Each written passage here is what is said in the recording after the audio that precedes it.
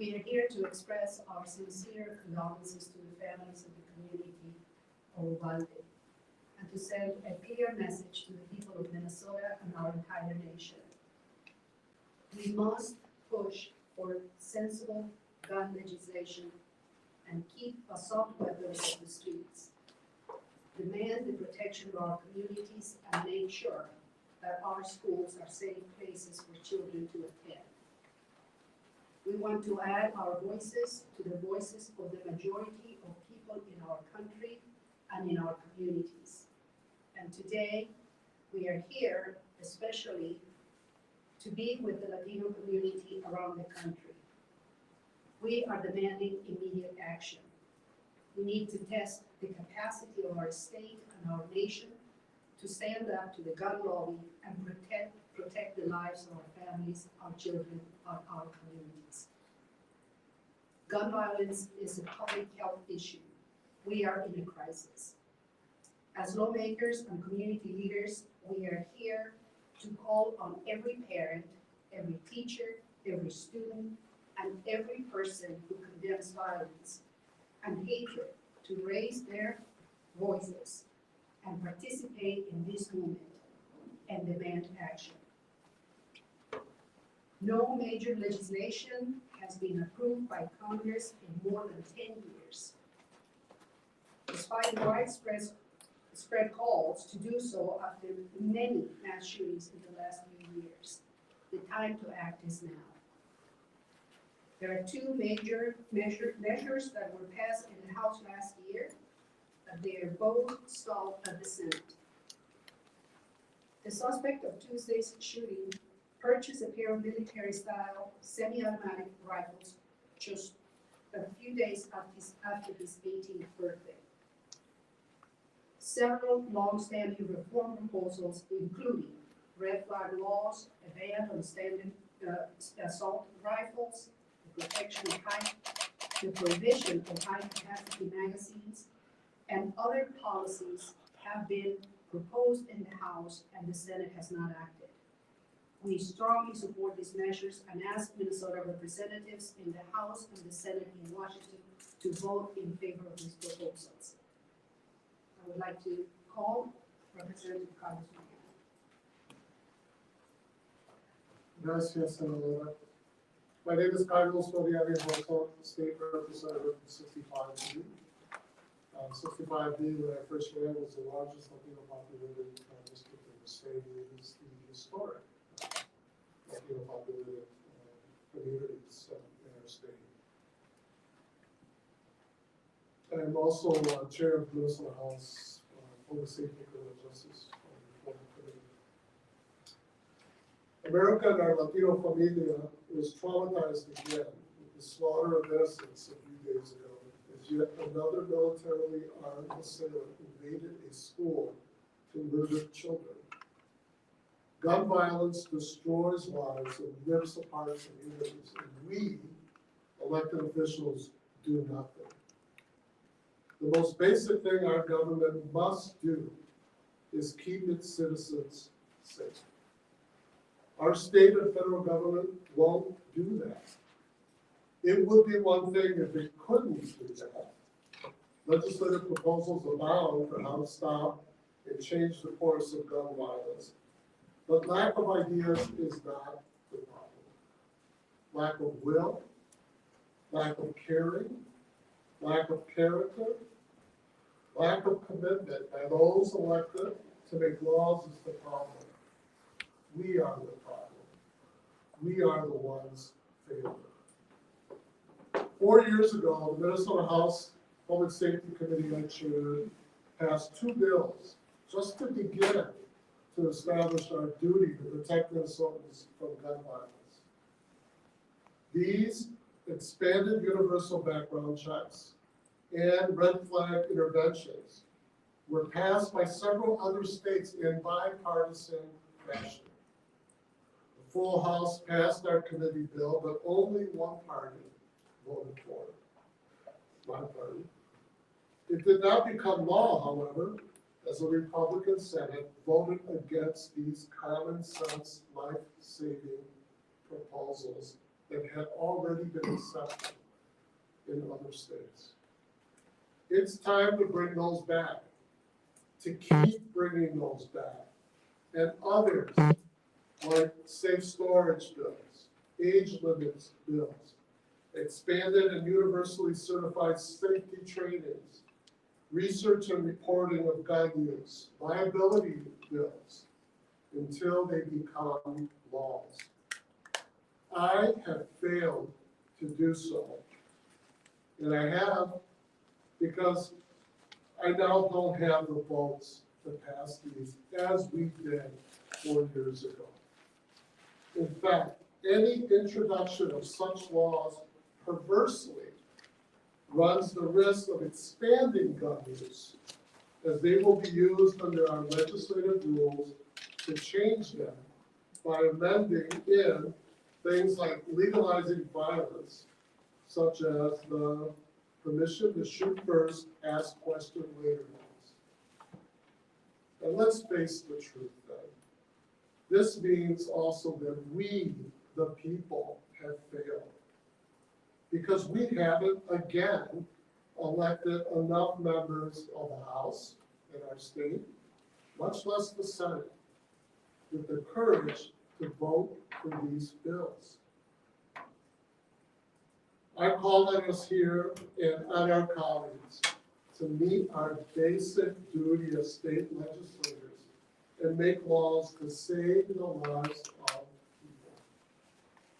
I call on voters to elect legislators who will advance gun safety. Regulation laws in the state of Minnesota. The very lives of our babies are at stake. Our humanity is at stake. I called on my brothers and sisters from my Latino community to come forward and share their thoughts. Good morning. My name is Maria Isa Perez Hedges. I'm a cultural community organizer and serve as the director of mentorship for the Twin Cities Mobile Jazz Project, an after-school programming providing youth services with music and arts. I'm also a mother who has to think about enrolling my child next year into school and thinking about what that means now in the times that we're living due to the accessibility of guns being not just in Texas schools, but right here in Minnesota. Through my youth work, I have been able to see the challenges that we are dealing with because of the accessibility of how easy it is to get guns. Not just purchasing them from a Walmart or a corporate store, but also the accessibility that you can get a gun from your own communities in the streets. This has to stop. We are calling on our leaders in legislature to make sure that this is a bipartisan issue.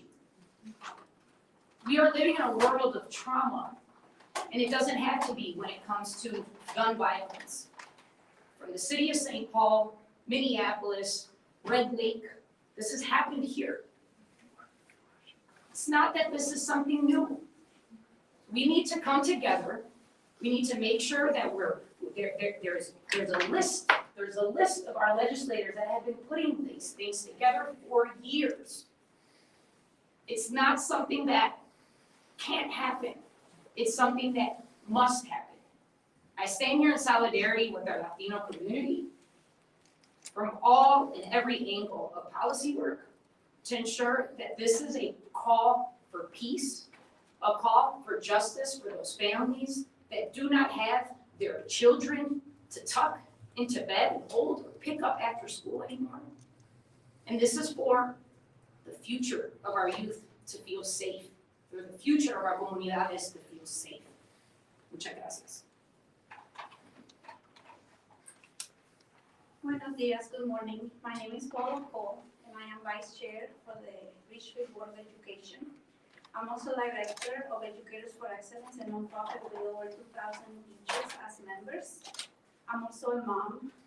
I'm a former teacher for 7 years at elementary school, and I was part of many red coat drills as we call it at schools. I will not repeat the great points made by my colleagues here. I want to make this call for bipartisan support to fight for our freedoms in this country.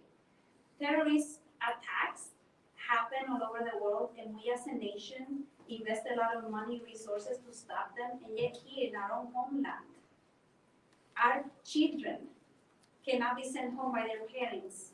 And parents, we don't know if our kids are ever going to come back, and that is losing our freedom. I've heard from many legislators that instead of removing this access to guns like pieces of candy at stores and whatever, that just we have to arm teachers. I want you to visualize a teacher wearing, a cardigan, just very comfortable pants of shoes, and then we also have to carry a gun. Let me tell you something about the weight of that. Not only physically on my body, but even the weight that a key from my classroom that I had to wear around my neck for 7 years, in the case I heard a red coat either drill or not, so that I could lock my room and tell 6-year-olds go into the back. And then fetch a kid that's in the hallway, because that child should not be going back to their classroom. You need to fetch them and get them in and bring them to safety. And then you hug them as a teacher. You're 25, 28, 30 kids. While they ask you, teacher, is this real? Are we safe? Are we in danger? And that is not freedom. We have to fight for our freedoms of the right now, not to protect an amendment that was written at a time when we didn't have the rifles that we have right now, hundreds of years later. So this is my call for legislators, both here in the state of Minnesota and also the federal government. Please, I beg you, do it for the children, do it for our families, do it for our freedom to walk by and know that we can send our kids to school safely, that we will see them, that we don't have to continue witnesses things like this that make us numb, because our bodies are telling us this is just too much and I can't cope. And we can become numb to the issues. These are families, these are children. Think of your children, legislators, please. Think of your children, think of the people that you represent, and to all voters, please elect legislators who will protect the freedom that you have to have a life free of fear here in our own homeland. Thank you.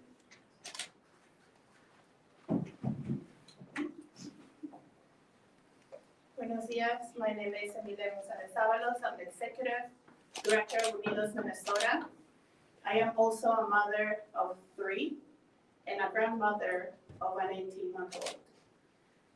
And I support all the points that were already said, but I want us to bring back the folks from Uvalde, Texas. Uciel Garcia, 8 years old, deserves common sense gun safety. Javier Lopez, 10 years old, deserved common sense gun safety. Amarillo Garza, 10 years old, was worthy of common sense gun safety. Jose Flores, 10 years old, was worthy of common sense gun safety. Irma Garcia, an educator, deserved common sense gun safety. Eva Mireles, 44, an educator, deserved common sense gun safety. Rogelio Torres, 10 years old, deserved common sense gun safety. Makina Lee Elroy, 10 years old, deserved common sense gun safety. Tess Marie Mata, deserved common sense gun safety. Anabel Guadalupe Rodriguez, 10 years old, deserved common sense gun safety. Eli Garcia, 10. Navay Bravo, 10. Elijana Cruz Torres, 10 years old. Yalaya Nicolás Silguero, 11 years old. JC Carmelo Luevanos, 10 years old. Alidia Ramirez, 10 years old. Jacqueline Jalen Casares, 10 years old. Alexandria Anilla Rubio. Maite Rodriguez. Let us name these names with our full tongues. All of these children and educators were worthy of common sense gun safety laws. At Unidos Minnesota, we recognize that the power of the people can change the conditions in which we live in. We, the working class, the mixed status, the people of color, the indigenous people, the working families, we have an agreement. We are hungry for common sense gun safety laws. We are clear that the joy of our children is worthy of any and every effort to make sure that we reach and we make that the law of the land. It's time for our elected officials to start giving explanation why this has not been solved. As I was naming the young lives that could have been saved, this was preventable, this was evitable. We must ask ourselves, what is stopping legislatures to getting this done?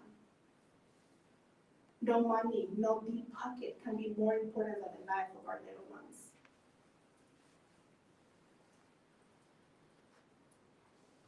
I wish I could end in a hopeful message.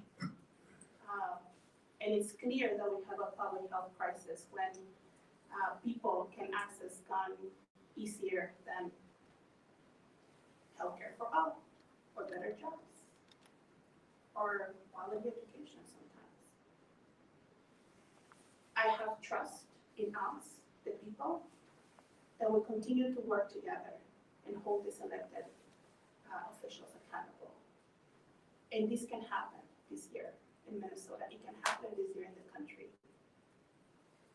I think it's time. Make your calls, talk to your friends, talk to your neighbors, talk to everyone. We have a birthright to joy. We have a birthright to thriving opportunities. It's a time to fight for that.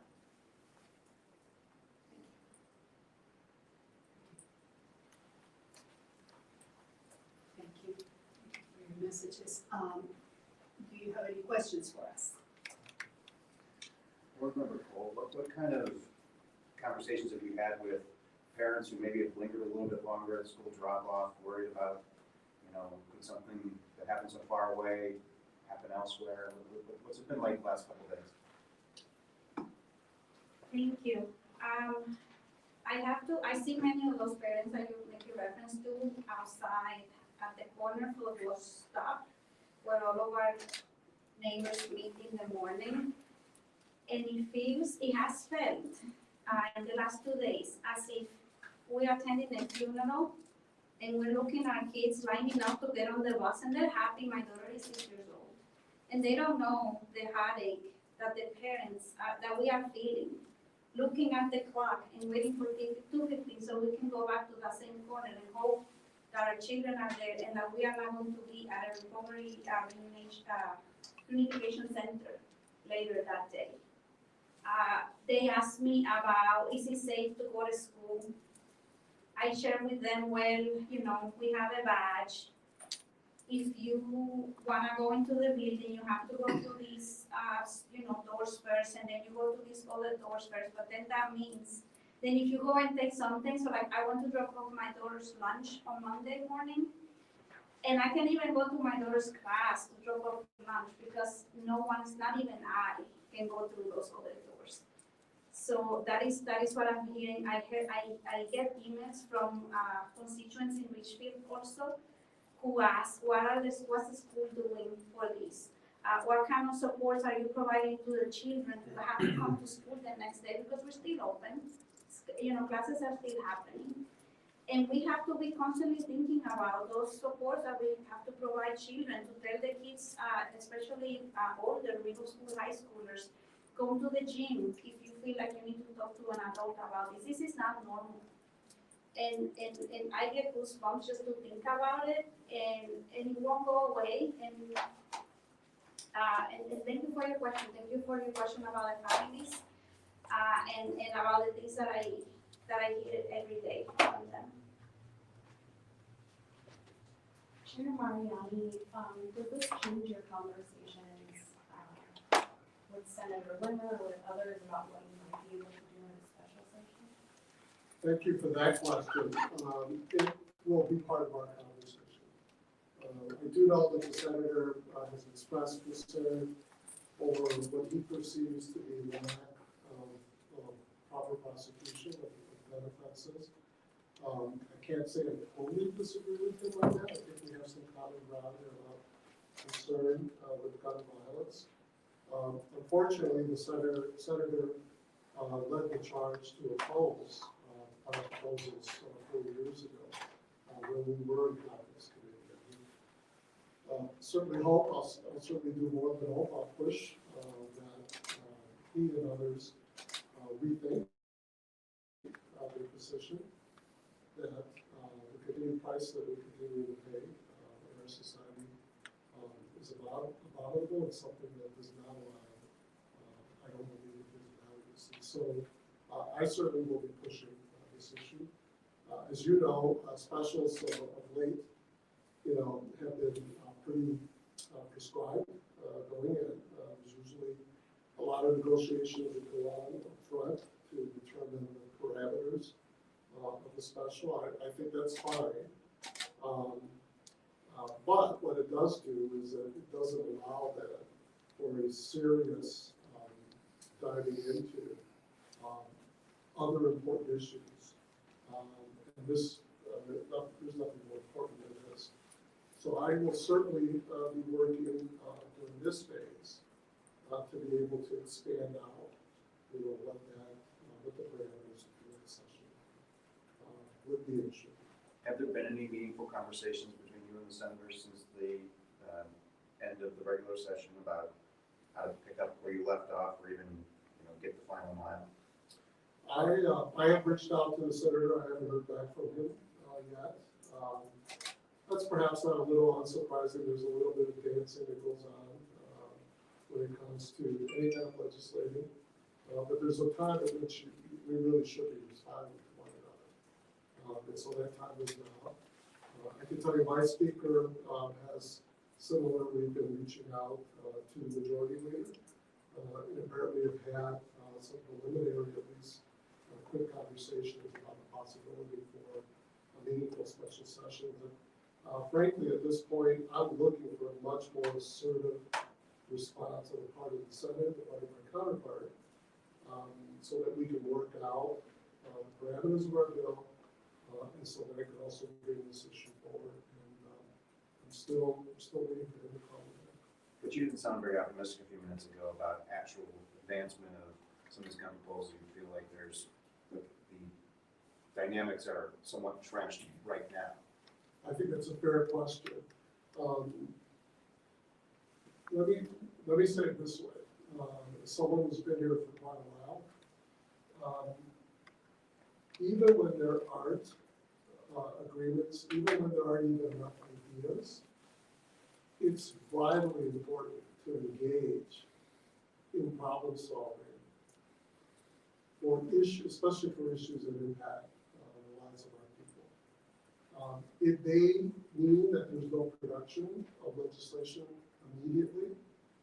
May mean we're not going to hit a home run, but it might mean we get a base hit in terms of establishing in a public and transparent way an understanding of one another's positions deeper than what we currently have now, and opens up the space for creative problem solving. No one was talking about red flag laws 10 years ago. Several states have done those now. We've attempted to do that. That only comes to the act of engaging and struggling with one another. Avoiding the issue completely is not problem solving. So at the very least, I feel a duty bound to be able to push for that kind of engagement and see where it takes us. We have time for one or two more questions. In that conference committee you mentioned on guns, Senator Limmer said, well, if you take somebody's gun away in a red flag law, that they'll still have a bat or a knife or whatever. What was the response to that kind of line of thinking, that line of reasoning, that guns are just one way a person can hurt somebody. Well, and I can certainly ask my colleagues, my brother here, to respond as community members. But it doesn't take much common sense to understand the difference between a knife and a gun. Certainly not between the difference between a knife and an AR-15. These are mass weapons of death. And you couple that with body armor, an 18-year-old had the sense, I guess, sensibility or the awareness to acquire. And what it means is that even when faced with someone with a gun, as he was, 3 people, he was unstoppable. So it's, you know, we cannot afford to engage in those kind of, silly is too weak a word, but, you know, just false, you know, comparisons. We have to face straight up the incredible power of death and destruction that modern weapons have, an incredible easy access, which almost anyone has to them, and the dearth of safety measures at the very least. We're not talking about taking away guns, we're talking about safety, common sense measures. Let's start there. Texas does have significantly more liberal gun laws than Minnesota does. So there probably are Minnesotans out there who do feel like Minnesota is safer and something like this would not happen here. What would you say to those people, you know, to encourage them to your way of thinking about this? I would say that you should roll the dice with another school shooting in the state of Minnesota. And, you know, in our society, those attitudes, those beliefs, the weapons themselves, don't stay within state lines. We had an individual that came up here 2 years ago from Texas with an AR-15, I believe, and shot up our 3rd precinct in South Minneapolis. We had a young man travel from Illinois into Milwaukee and killed a couple of people as he self-deputized himself. So, you know, it's a falsehood to believe that state lines are going to protect us from different approaches, different behaviors, different belief systems that exist elsewhere in our nation. And we should do everything possible here to make sure that we're not emulating, and we're certainly not condoning the behavior that occurs in other states. So the states are just too high.